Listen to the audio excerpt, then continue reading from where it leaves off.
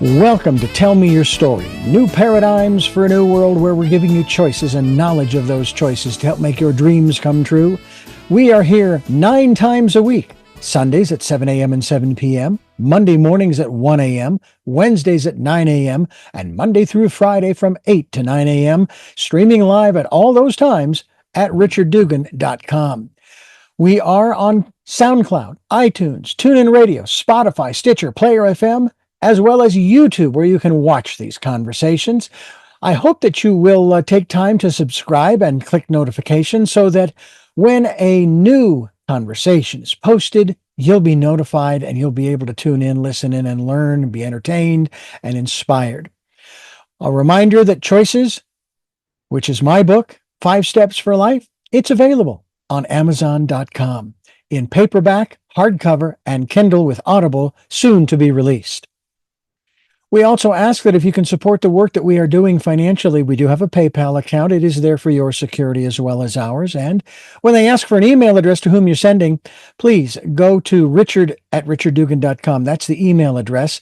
If you go to richarddugan.com, there is also a link directly to PayPal so that you can send us whatever support you can. And we thank you to those who have helped and to those who will help.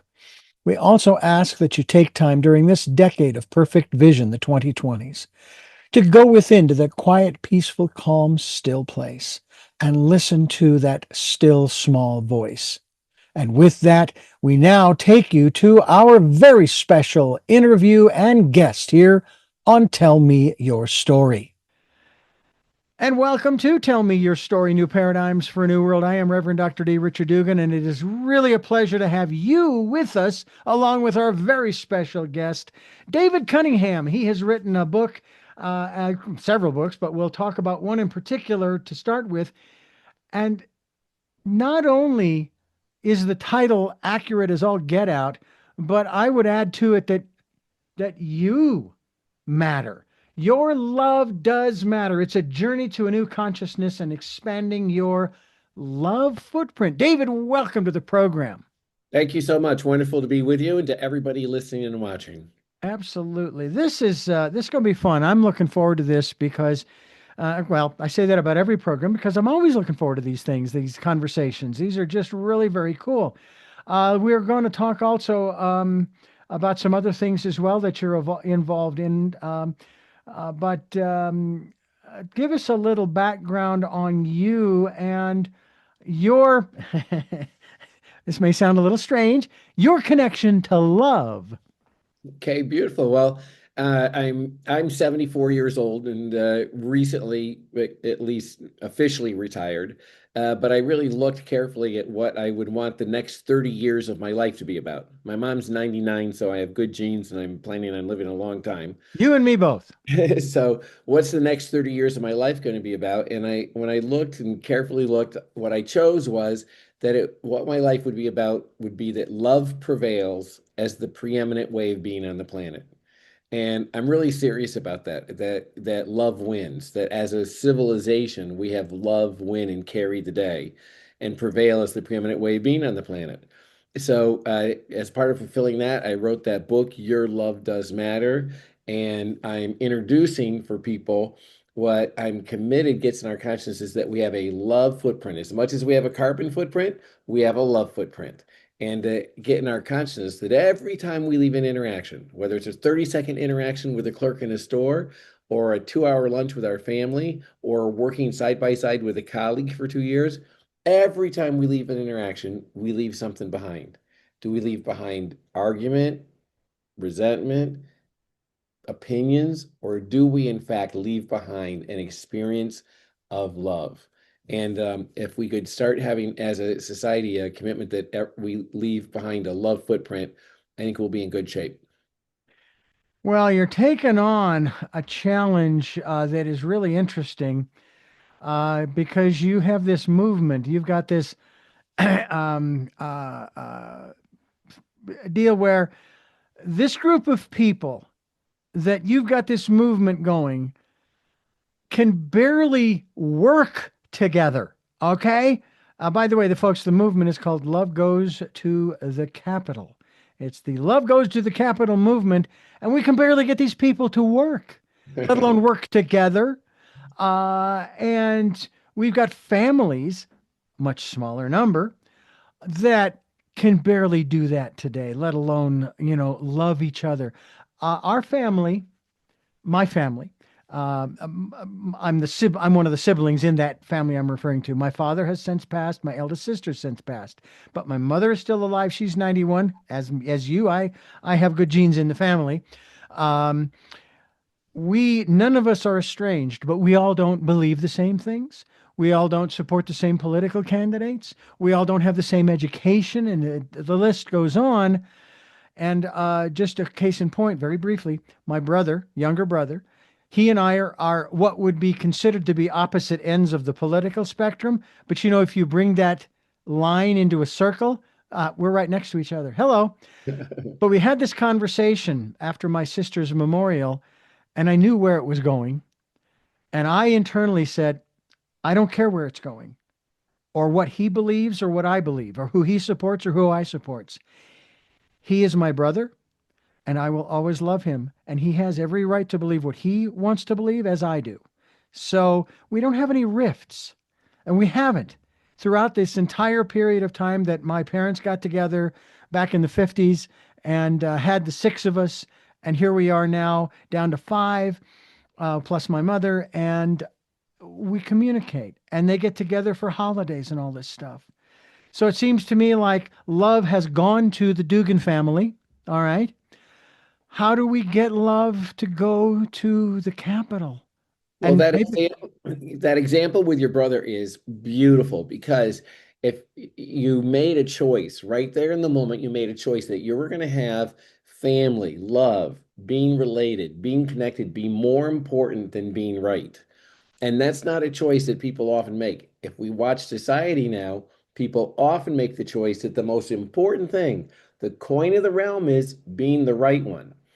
But that's based in a myth. And the myth that's based in is that anyone's ever right.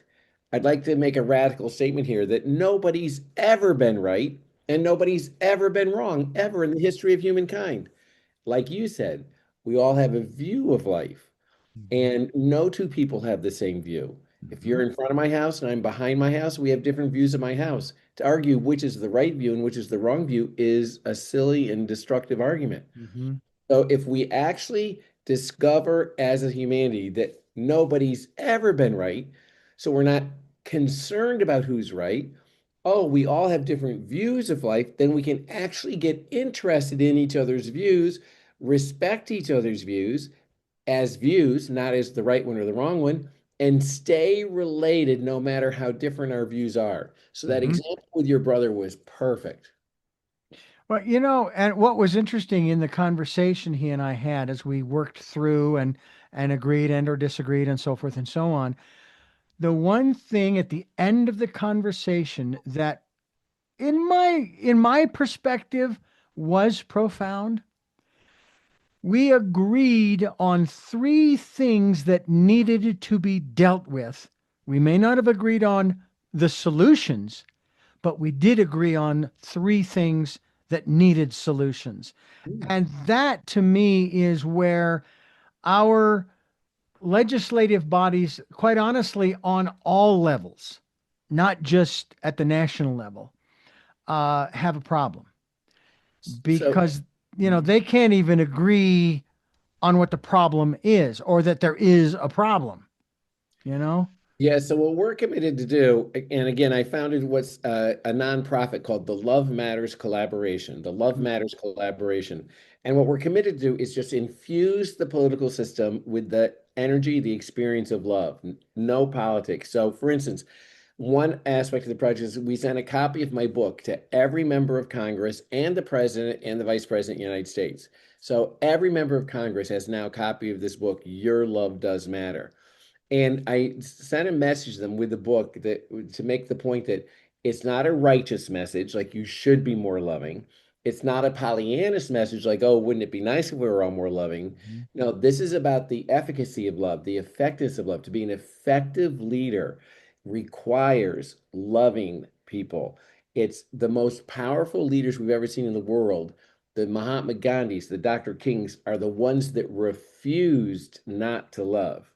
So this is a message about where one's effectiveness as a leader comes from, where one's legacy comes from. Mm. So we're getting that message in. And then the other project we're going to do in my home state where I am is Pennsylvania. And I'm hoping this gets picked up in other states. But we're going to, starting in January, we're going to go to the state capitol in Harrisburg once a week for a year. And every week we're going to go up and just do an act of love. So the first week, I do some volunteer work with some guys right out of prison. So me and the guys are going to go up and we're going to deliver an orchid to every legislator. The next week, I'm going to take a group of trans teenagers up. We're going to open the doors for legislators. No political talk whatsoever, just graciously opening the doors. Next week, we're going to take a group of moms on food assistance programs up. They're going to deliver a letter of acknowledgement to every legislator. And I'm committed that if we do a project like that every week for a year, we can bring a different climate to the culture at the state capitol. So that's why the project is called Love Goes to the Capitol. Mm. I love that. And of course, then you have that one city right there in Pennsylvania, the city of brotherly love. Uh, Philadelphia, that's it. uh-huh. Now, for those who don't know, and unfortunately, I'm one of them, how did it get the name the city of brotherly love? Do you know? Actually, I don't know either. I just have always known as that, so I don't know how it got that name, but I know that it is a conversation that people do try to live up to, and our current mayor definitely is trying to live up to the name and to bring respect and honor and dignity and vision to everybody in the city. But Well, again, that takes giving up being right. And it's not like, oh, that's not saying, well, I'm wrong. No, it's getting no, we're never right. We're never wrong. We have views of life, and no view is either right nor wrong. there's a song that epitomizes what you just said. And it's worded differently. It's the end of the world as we know it. Every moment of every day of every week of every month of every year, the world ends because we can't go back to the way it was. So you are speaking, if I'm correct here, about a transformational slash evolutionary process, aren't you? Absolutely. Absolutely. It's going to take also for us to really step outside of some of the old paradigms, the things that we have been educated in, to be able to put some of those aside. One of the things that we get caught in as human beings is that everything is right or wrong and everything is good or bad. We got Mhm. taught that. So we got taught that just by listening to people. Nobody ever just said, oh, weather. They always said good weather or bad weather. Mm-hmm. People say good music, bad music. Everything, when people talk about everything, the price of eggs or the service in a restaurant or uh, your handwriting or how fast a child walks through the room, everything gets characterized as right or wrong, good or bad, should or shouldn't be that way. We got educated that that's there. What we didn't get taught was that that's all made up. That in fact, no, for instance, music, there's no such thing as good music or bad music. There's music. We call it good or bad, but the good or bad isn't in the music. All that's in the music is sound vibrations. Yeah. So when we got caught in that paradigm, the reason this is so important is because being caught in that paradigm, we can't help but be judgmental. We can't help it. It's because if everything's right or wrong, good or bad, we just watch the world and we start judging it. And right there in that paradigm, we end up divided and with enemies. So it's that paradigm itself that we can put aside and begin to get, oh, wait a minute. Maybe there's no right or wrong in the world. There's what our view of the world. And when we own our views, we don't have to fight about them. That's interesting because the thing that I find so fascinating is my struggle some years ago with the concept that you have very well described, although you're not calling it this, but it certainly applies to the concept of dualism. Hmm. And I use this simple analogy. We have the macrocosmic world. We can look out through the Hubble or the James Webb telescope or our own. And I happen to co host a program called Skyview with Dr. Sky Steve Cates. And we talk about astronomy, space, aviation, and weather. And we talk about the mass coronal ejections of the sun and the hurricanes, the comets and the meteors that are flying around. You look through those devices and you see the universe crashing and exploding and dying and living and on and on and on. And what do? We go, ooh, oh, wow. It's like watching fireworks, right? Now, grab yourself an electron microscope so you can watch living tissue. And you go down to the subatomic level, and guess what you see? Almost exactly the same thing. As above, so below.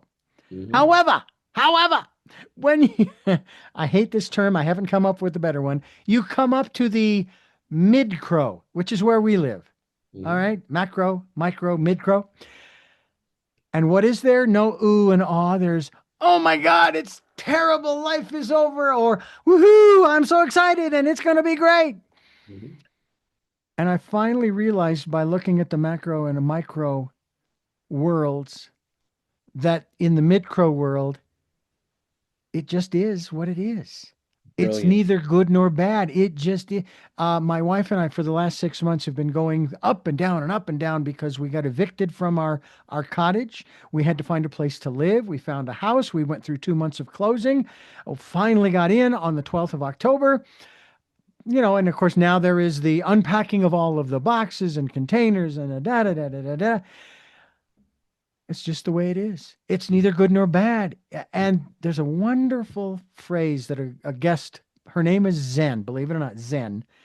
And she says, when you're in situations that you deem not so great, all right, but you can apply this elsewhere, say to yourself, this could be the best thing that ever happened to me. Now, granted, there is a judgment there when you use the word best, Mhm. okay? But for the sake of argument, getting evicted, our dog dying 2 days early, our having to put our dog down 2 days earlier before we got the eviction notice. It's kind of like, Sorry. what's the phrase? Putting salt on the wound or something like that. Mhm. This could be the best thing that could have ever happened to us. And so on and so on and so on. So you're really describing that, and you can find out more, folks, by going to yourlovedoesmatter.com. Yourlovedoesmatter.com. That is also, well, without the .com. Your Love Does Matter is the book that we're talking about here with David Cunningham, right here on Tell Me Your Story.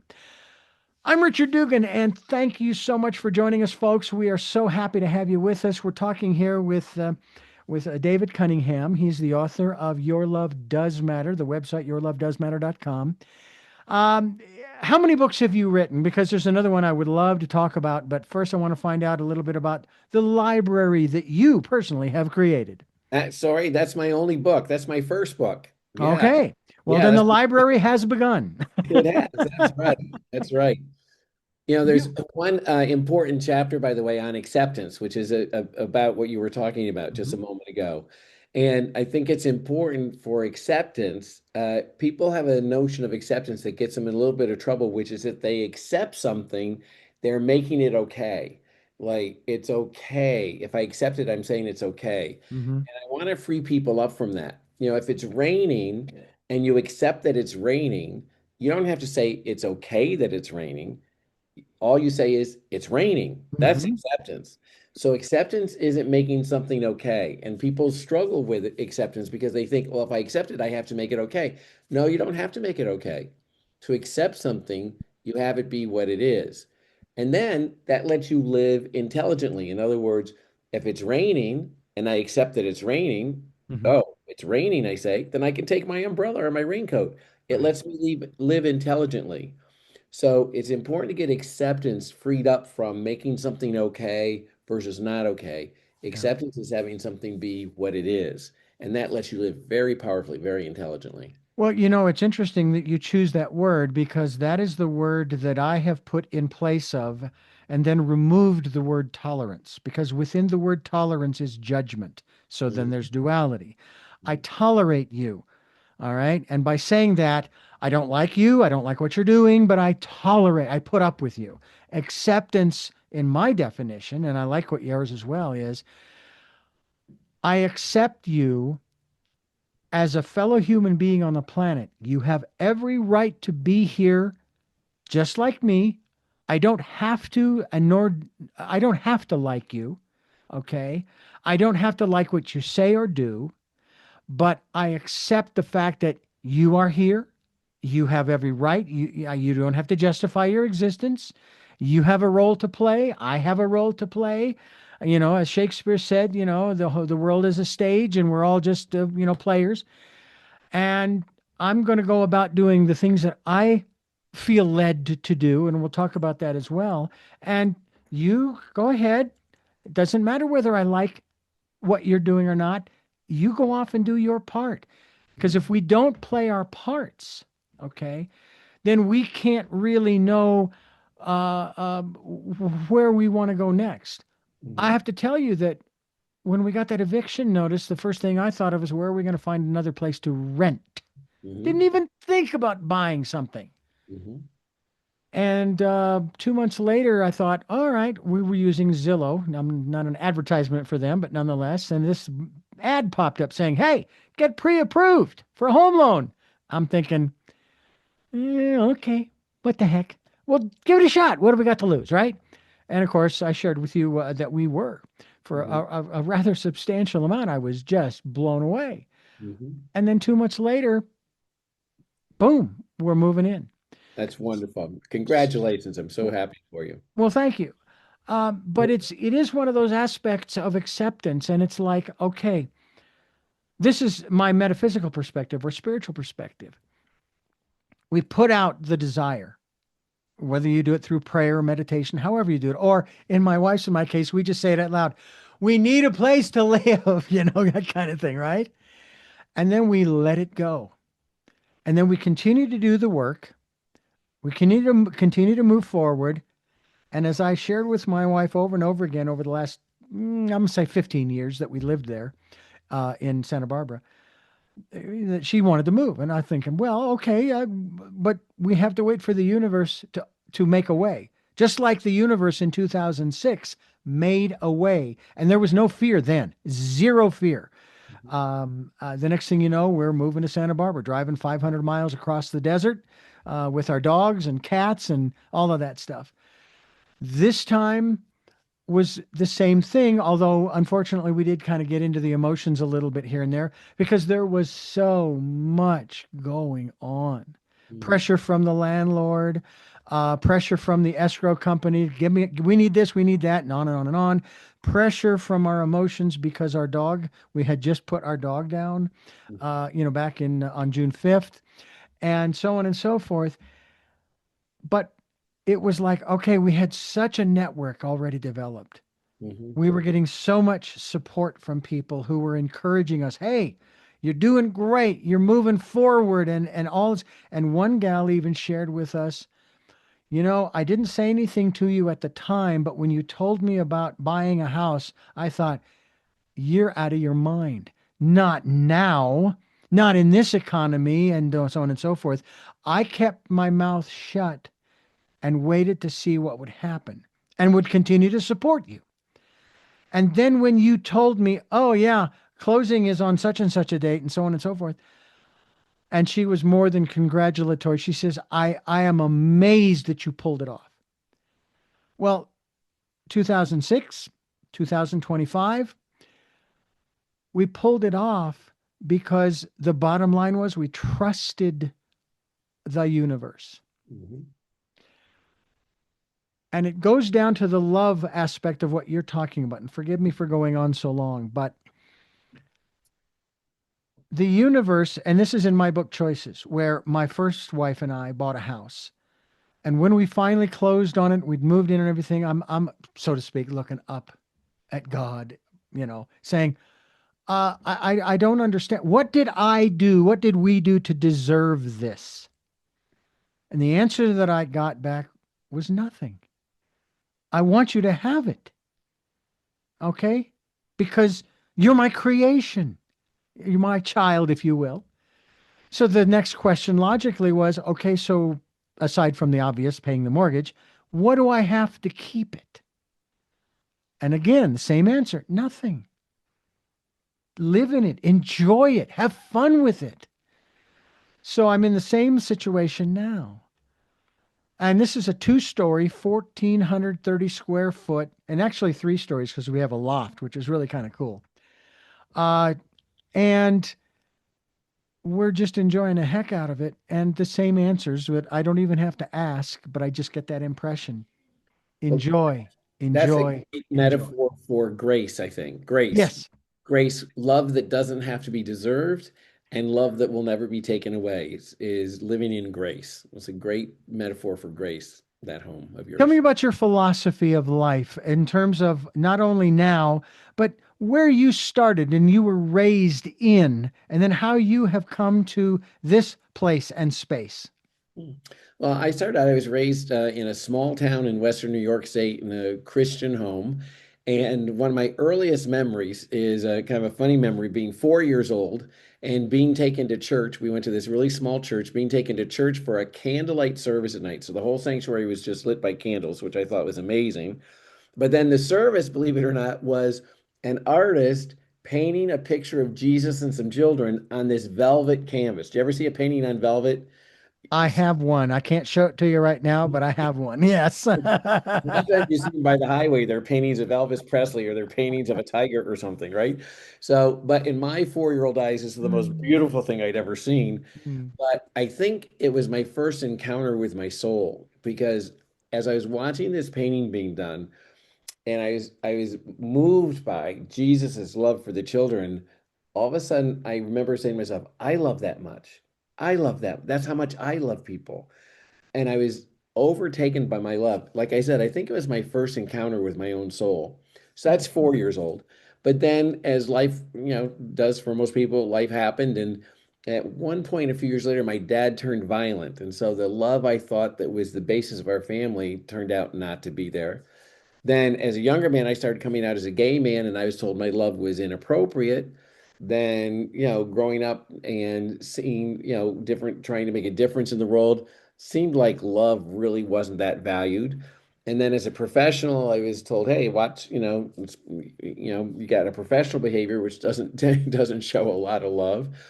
So by the time I was a young adult, I kind of got I had forsaken my commitment to love and the knowing myself as someone who loved. Hmm.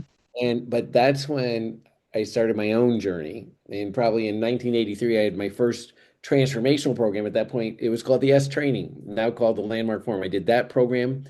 Then later, several years later, I met my first had my first encounter with a guru. Her name is Her Holiness Saima, who just once again touched my heart, gave me permission to love fully, freely, with no embarrassment, nothing. She just took off the all the shackles, and I knew myself newly as a loving human being, and have been on that path ever since.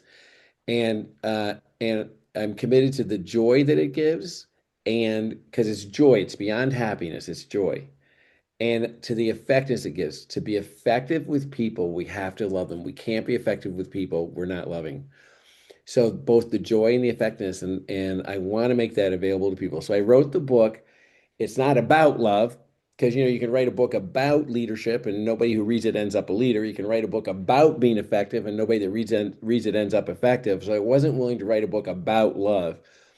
I was committed to write this book in a way that left people open the door for them on their pathway to being a loving human being. And so that's my mission now, is to give people access to that for both the joy of it and the effectiveness of it. I'll tell you, it's interesting your experiences in that regard. I think about being working, I should say, not being, but working for a Christian radio station back in Phoenix, where I started, where it's my hometown. And of course, obviously, back in the 80s and early 90s, in the height of televangelism, the criticisms, oh, just the retribution, and on and on and on. And just to share a little insight, I was interviewing a rabbi about 2, 3 years ago, and we were chatting about that one particular law in the Old Testament regarding your lifestyle. Mhm. And they asked me this question, says, do you know the context under which this law was created? Now, these 613 laws were not created by God. They were created by men. All right. And I said, no. He says, well, I'll tell you.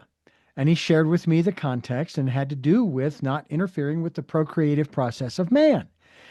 And I thought, okay, here we are in 2024, 23, whatever it was.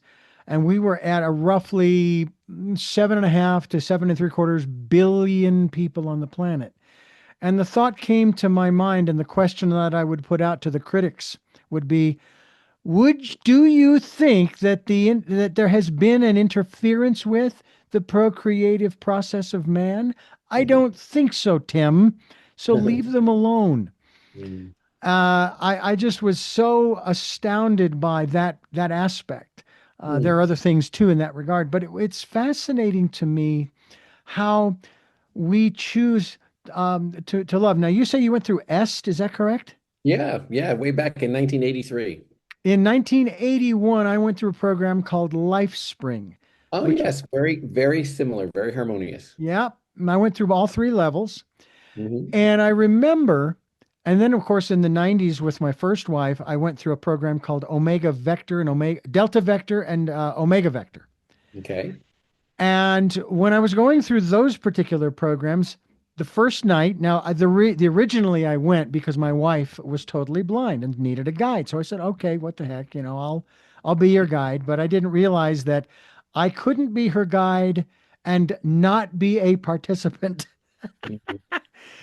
So I'm looking around the room, and by a visual inspection, I'm judging these people saying, well, I'd like to get to know that person. And well, I don't want to get to know that person. No, no, no.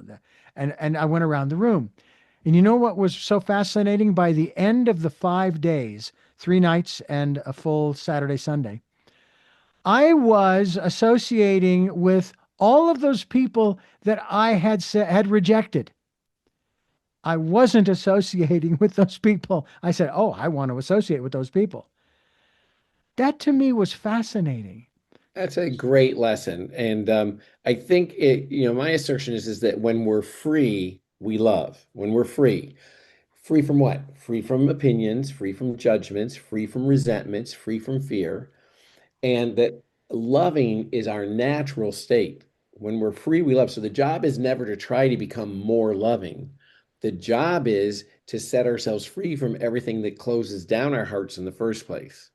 Mm. So, and resentment, judgment, it's become so normal, hasn't it? But there's a big difference between something being normal and something being natural. So just because we get used to something doesn't mean it's natural. So I Exactly. assert that when we're free, and I assert what happened for you in those 5 days was you got free. You got free from the judgments, the evaluations, the points of view that closed your heart to anybody in the first place. And then we're just left loving everybody. We're talking with David Cunningham. His book is Your Love Does Matter, A Journey to New Consciousness and Expanding Your Love Footprint. We'll talk more about that as we continue here on Tell Me Your Story. I am Reverend Dr. D. He is David Cunningham. His book is Your Love Does Matter. The website, yourlovedoesmatter.com. We will be linked to that website as you can then go to his website while you're listening or watching the program, because it's available not only in podcast form, but also on YouTube, where you can watch these conversations as well. I want to ask you a little bit about why you thought that this was the a book that you wanted to write. It seems appropriate in the times in which we live, but I don't know if you know this gentleman. I think he's since passed away. A Dr. Leo Buscaglia. They Sure. referred to him as the Love Doctor. I was introduced to him through my parents. I Mhm. still have in packed in a box somewhere the cassette tape series on love. Okay. That's right. But Why this book and why now? Hmm. Well, I think as I dealt with everything people were facing and the conflicts, again, whether it was in families or whether it was at the national or international level, the conflicts people were having were were what was missing was the people really getting that we can't be effective with people we don't love. In other words, did you ever have somebody like try to give you some advice and you knew they didn't respect you? You don't want to take it. Did you ever anybody ever try to, to behave a certain way and they weren't kind to you while they were doing it? You didn't want to listen to them. We only listen to people that we know we have their love and respect. So if we want people to listen to us, they've got to have our love and respect. So it's a matter of, for me, it was a matter of what's at the heart of the conflicts people are having, also with themselves, by the way, not just with other people, Hmm. is what's at the heart of that is the absence of love. And if we could free people up to love, then people could really work things out with each other. So that's why I wrote the book. You And know, if I, can I say go one ahead. more? Go ahead. Is to really get important that I approach love as a way of being. So most people approach love as an emotion. I either feel love or I don't feel love. People relate to love as a thought process, like I have loving thoughts or I don't have loving thoughts. That leaves us pretty fragile in the area of love because those are things we have and we don't have a say about them. We don't have a say about what emotions we have and we don't have a say about what thoughts we have. There's another domain of life besides what we have. It's who we be as human beings. We can be generous, we can be stingy. We can be tender, we can be cold. We can be respectful, we can be disrespectful. Those are ways of being. That is the one thing we have a total say about in life is who we be. Mm. You relate to love as a way of being versus some emotion or thought that you have. Puts you in the driver's seat, has you be the author of your life, and you have a total say about that. And then, so being loving is a new access for people that I want to offer, and to give them both, again, the joy and the effectiveness that they are looking for in life. When you were talking about that, the thought that came to mind was something one of my guests shared in regards to addiction. All Hmm. right. Doesn't matter what it is.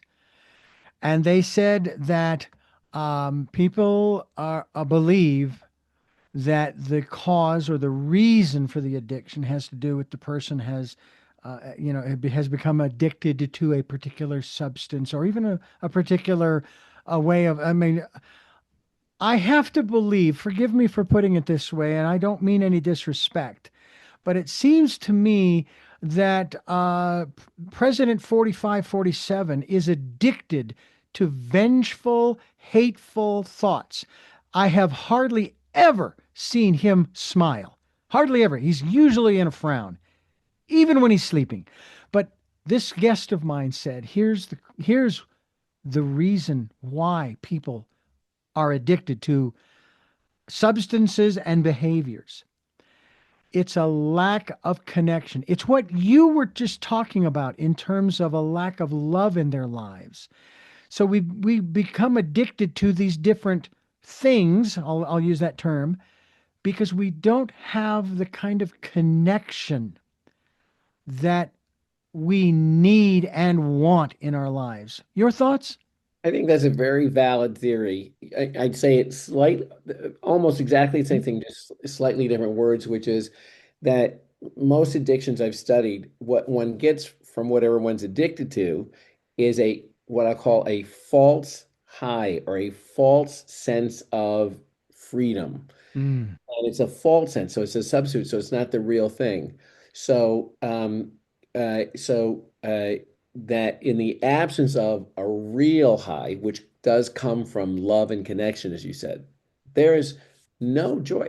When people are loving and being loving, they're joyous. There's mhm, no debating it. They just are. It is a real high. mm, And in the absence of that, people search for a false high, a false equivalent.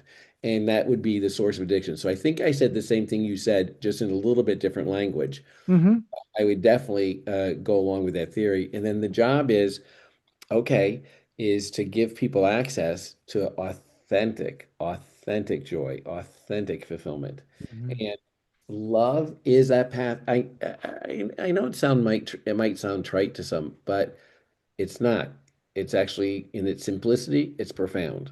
Love is that direct pathway to being joyous. It is. Isn't Work. isn't it interesting though the difference between and it being you being a man of faith as I am, the Old Testament 10 commandments are telling us what not to do. I mean, almost every single I mean, I suppose you could say there's one there that says, have no other gods before me, and so on and so forth. But the rest of them are, thou shalt not. And this is just my observation that there is a new contract that basically, when it was signed, made the old contract null and void. It was irrelevant. All right. So the 613 laws are irrelevant. The 10 commandments are irrelevant because there's a new law. The law, as some people phrase it, the law of love. And I like to phrase the golden rule as love your neighbor as if you were the neighbor. All Hmm. right. Love your Beautiful. neighbor as yourself, that kind of thing. Mhm. And so what you're saying is absolutely true. That now, in this day and age, for those who believe in that particular philosophy, if you will, and that mindset, and that law, that's really all that is needed in Mhm. one's life. And I've often on this program, I encourage people to start if they've just moved somewhere, as we have, to start establishing a network of people, not just for you when you need help, but so you can be there for them when they need help and support and so forth. And sometimes it's just, hey, just to get together and have a chat and, hey, neighbor, and they're walking their dog. I've got one guy, he's an electrical engineer, and we've talked a couple of three times about the fact that I need to get a generator to power the house, because of where we live at, 5,700 feet, and the snow and this and that and the other, and then there'll be power outages and so on and so forth. And that's a good conversation to have. But just to be conversing, and getting to know the folks and them getting to know us. Um, I encourage people to do that all the time because we have too many people who are by themselves. And I think specifically of one community, David, that they're connected, but they're connected to a group of people who are sort of disconnected from society, and that's those folks who don't have a home, a roof over their head. And Mhm. I'm not even sure what term to use. They're houseless, they're homeless, they're whatever. We know who they are. And it seems to me that they, as a group, are and have been disconnected from our society. Mhm. Sometimes by our society, but sometimes they have chosen to be separate. Well, the most important thing we can give people is the opportunity to be loving. Notice I didn't say to be loved. Hmm. Because I can't put love in your life. If I love you and you're cranky, you don't experience love, you experience crankiness. Same way back to me. If you love me and I'm cranky, I don't experience love, I experience crankiness. So we can learn that, oh, I can't put love in your life, you can't put love in my life. The only time I experience love is when I'm being loving. Hmm. Oh, then you really discover the point of other people. Oh, the point of other people isn't to get love. People give me the opportunity to be loving. If I want to be tender, I can't be tender if there's nobody there to be tender with. If I want to be respectful, which I love being respectful, I can't be respectful if there's nobody there to respect. I can't be loving if there's nobody there to love. Mm. It has you be grateful for the presence of anybody. And then there's a senior lesson, if you like, which is, oh, the more difficult the other person is, the bigger person I get to be. So a polite clerk in a store is an opportunity to be polite back. A rude clerk in a store is an opportunity to be really generous. A Yeah. great boss is an opportunity to be great back. But a difficult boss is an opportunity to be a really big human being. So the more difficult the other person is, the bigger we get to be. So they're actually the ones to be the most grateful for. Yeah. People give us the opportunity to be loving. So for any disenfranchised group out there or individual, to give them the opportunity to connect, as you said, to be loving and to get known as somebody who is being loving Yeah. is worth gold. Uh, eh, have you seen, I don't know, maybe you've seen this movie clip with Morgan Freeman from, I think it was from the movie Bruce Almighty with Jim Carrey. And there's this woman sitting at the table, and she's having her lunch, and he's mopping the floors. Morgan Freeman is, and she says, "Could I get some more fries?" And he says, "Sure, sure." He looks at her though, and he says, "Are you okay? Is everything all right?" And she says, "Well, no." And she's shares a little story, and he says, "Well," and she references uh, uh, love, compassion. No, there was a third one. I know I can't recall it, but nonetheless. And so Morgan Freeman, as God says, "Do you think God gives? Do you think God gives people patience, or do you think God gives people love? Or compassion and so forth?" No, he says God creates opportunities for you to be patient, for you to be compassionate, for you to be loving. Basically what you just said. Mm. And I really do believe that. And I love I watch that thing over and over again every time it comes up in the reels on Facebook because it is so profound. It's almost like I want to hammer that message home. It's an important message for people to get. I perform weddings sometimes, right? Ah, And if I perform your wedding, we'll get it right in the vows that we're not getting married. You're not getting married so you can get love from the other person. You're getting married, and the other person's giving you the opportunity to be loving. And that's the point of the relationship. And if we think we're supposed to get the love from the other person, whoa, we're in trouble shortly down the road. So yeah. if I perform your wedding, we'll get that really clear right in the ceremony. Absolutely. David Cunningham is my guest here on the program, and he is talking today about his book, Your Love Does Matter. YourLoveDoesMatter.com is the website as we continue here on Tell Me Your Story. I have been fascinated by the various interviews dealing with the subject of love, and it was funny too because you can go to, let's just say, because we're both people of faith, and we know of this particular passage, and I think it's First Corinthians about what love is, and it goes down this laundry list of what love is. And I remember a conversation I was having about unconditional love. All right. And it's funny because in the conversation, the statement was made by my guest, well, yeah, you have those other conditions of love listed in Corinthians, First Corinthians.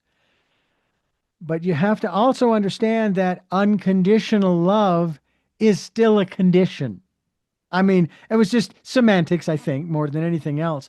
But in that respect, it's like I've had situations in my life. First of all, I don't like drama. I'm not a fan, not at all. Okay. And Mhm. okay, so I do try to avoid it, or at least I try to minimize it. I'm not interested in horror films or drama and all of that kind of stuff on TV or in the movies. Not just, I mean, I think of the movie Batman versus Superman. Do you know that that movie would have been 15 minutes long if at the beginning of the movie, Batman and Superman had just stopped to talk like they did at the end an hour and a half later? Okay. Good But then point. again, Point well taken. yeah, where's the drama? Where's Yeah. the excitement? Where's the movie? Um, and that's one of the most interesting things that the dilemmas in one sense that we have here in this country, but I know it's not just exclusively to this country. And that is it's not our inability to communicate. That's great. But are you understanding the other person? And those kinds of conversations create the opportunity for you to understand, not to be understood, but to understand. And like that example I gave of my brother, you know, I don't know where he got the ideas that he did in terms of what he does believe. And I don't want that to come across as he's wrong. No, he's not. Any more than where did I get the ideas that I believe? Well, a lot of it came from the music I was listening to in the 70s when I was in my teens, and then in the 80s and even today. Mhm. Um, but it's understanding. By the way, my brother's musical tastes were like Queen and Styx and those kinds of groups. Today, I love these guys, the music they put out, Right. especially Queen and Freddie Mercury and what he created with that group. Mhm. Absolutely astounding. The creativity that's there. So I have a greater appreciation for what my brother Great. enjoys.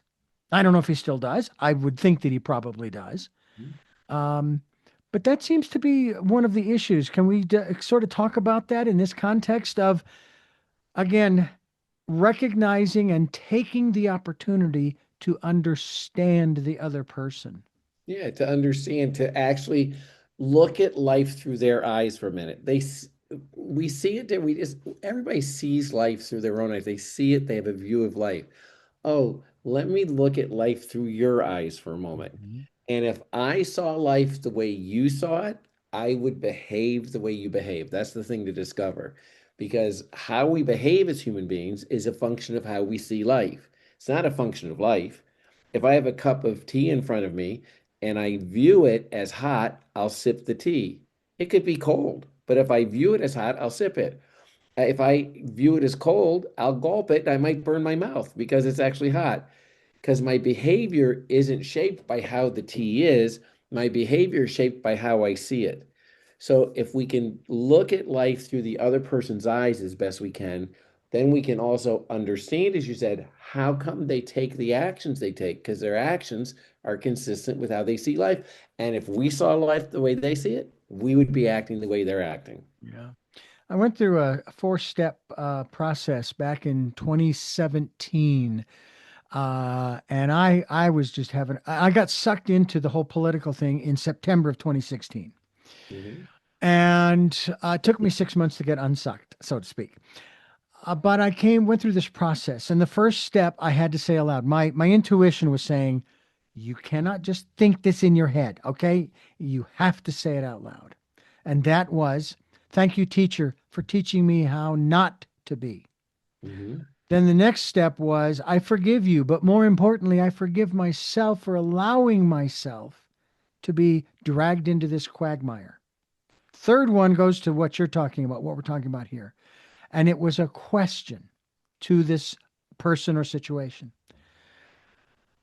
Help me understand what it is that you are so afraid of that you behave this way. Mhm. Because usually these kinds of negative emotions, that's where these actions, that's where they're coming from, fear. Then when there was a fourth step, I hadn't come up with it. One of my guests did when I shared these three steps. They said, okay, now you got one more. I said, I do? He said, yeah, one more. Now you have to say, I love you. And it goes back to what I said before about acceptance. And you have to mean it. You don't have to like the person. Okay, that's different. That's a whole different intellectual thing. And so I went through those four steps, but it was that third one that you sort of we've been talking about. Yeah, but when you just said I love you, it's the fourth step. Again, it's important to say not like, oh, I now have the emotion of loving you. Right. That would not be it. It's more of I give you my love. Mm-hmm. I Mm-hmm. offer you love. And it doesn't depend on what I think and it doesn't depend Yeah. on how I feel. I offer you love because Yeah. that's the life I choose for myself. That's, by the way, forgiveness. That's an important aspect of forgiveness. Yes. People have difficulty forgiving because they think when they forgive somebody, they have to approve of what they did or condone what they did or somehow roll over and play dead to what they did versus no. If I forgive you, I just forgive. I give my love back to you like I did before anything happened. And Mm, it's a choice we make as human beings. You did something. I can now either live a resenting life or I can live a loving life. It's my life. What right. am I going to choose for myself? Right. I notice when I choose a resenting life, I'm not happy and I'm not powerful. Yeah. When I choose a loving life, I'm joyous and I'm powerful. So when I forgive, it's me giving myself my life. I give you my love. I offer you my love. And that's the life I give myself when I forgive. So yeah, so that fourth step of I love you isn't a report on it. Oh, now I have the emotion I love you. No, it's I now am choosing how I'm going to live. I'm going to live Mm, the life of someone who loves. yeah. I will also tell you too that once I got past all of the issues regarding not wanting a bully in that office. Okay, and I let that go, right? My heart goes out to this guy because I've through these interviews, especially when we talk about health and wellness, as well as mental health and wellness, a human being's body cannot withstand the energies that are created through those emotions, those mindsets that are out there. It can't be sustained. You are not a healthy person physically, mentally, and emotionally when you are in the vengeful, revengeful, those negative thoughts. And it's like, if you really want to go on for a number of years beyond where you are, you got to let this stuff go, buddy. You know, because this isn't good for you. It is not. It's not good for anybody else that's around you. But you are what we're focusing on here. And so it's like it's now to a point where I'm going. We don't want to have a state funeral for this guy anytime soon. Somehow, some way, and the person has to make the choice. Has got to let this stuff go.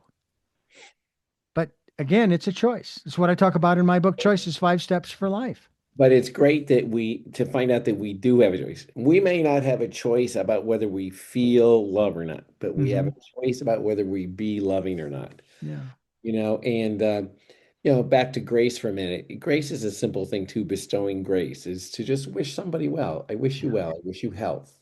I wish you peace. I wish you joy. Hmm. I wish you Hmm. love in your life. Yeah.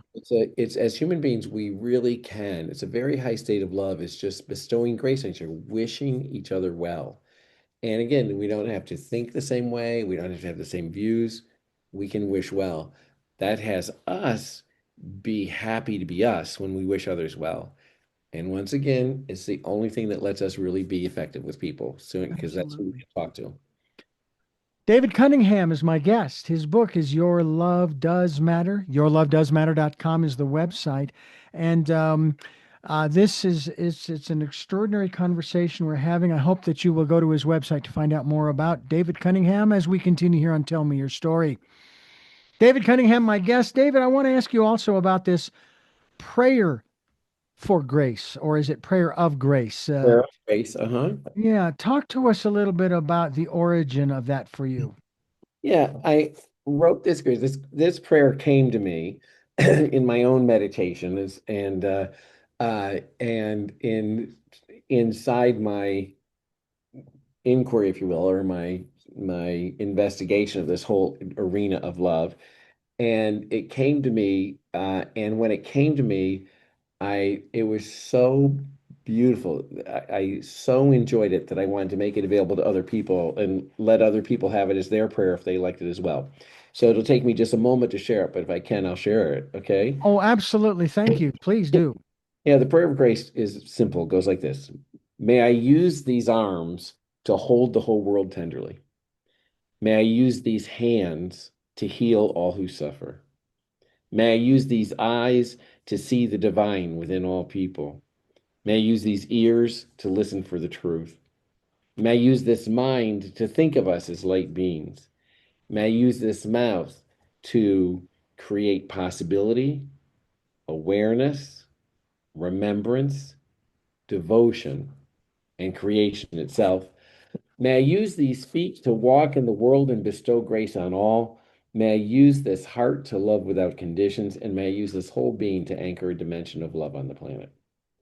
So I call that the prayer of grace. I offer it. It's in my book. I offer it to anybody who wants to have it become a prayer for them.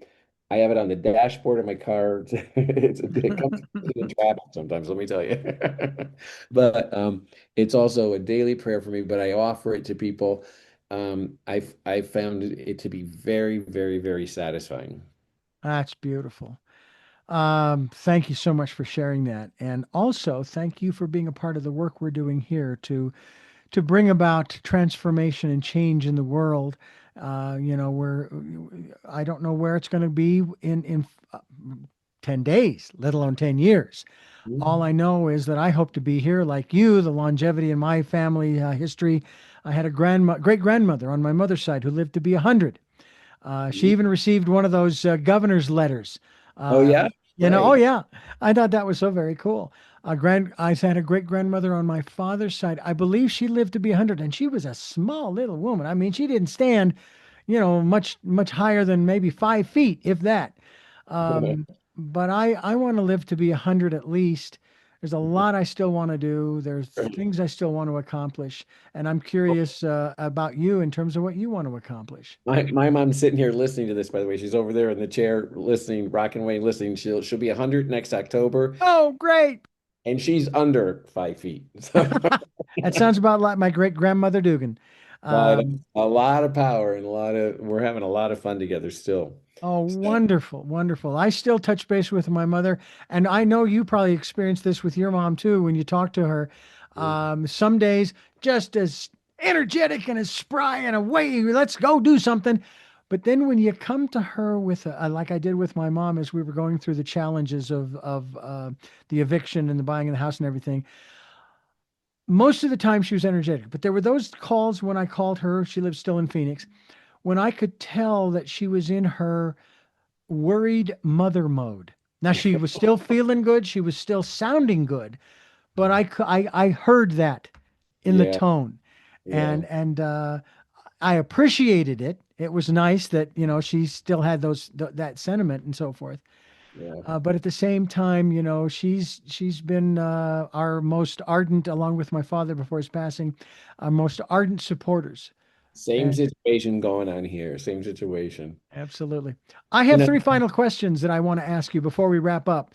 But before I do, I want to thank you for listening to and watching Tell Me Your Story, New Paradigms for a New World. We're giving you choices and knowledge of those choices to help make your dreams come true. Sundays at 7 a.m. and 7 p.m., Monday mornings at 1 a.m., Wednesdays at 9 a.m., and Monday through Friday from 8 to 9 a.m., streaming live at those times at richarddugan.com. Podcasts are on SoundCloud, iTunes, TuneIn Radio, Spotify, Stitcher, Player FM, Blueberry, iHeartRadio, Amazon Music, and as I mentioned, we're on YouTube where you can watch these conversations. Please click subscribe and notification. Go to Amazon to get a copy of my book, which is Choices, 5 Steps for Life, available in hardcover, paperback, and Kindle. And then also, if you could leave us a tip, we'd appreciate it. Our tip jar is called PayPal. And if you go to homepage of richarddugan.com, there are links to Amazon and PayPal. And thank you, thank you, thank you to those who have helped and to those who will help. And finally, we ask that you go within during this decade of perfect vision, the 2020s, and listen to and follow the promptings of that still small voice. And with all of that being said, go to the final three questions for our very special guest. I'm so appreciative of him being here. It seems that the topics have been sort of in alignment here in the last week or two. The first of those three questions, though, is who is David Cunningham? who I am? Who am I? I am deeply committed.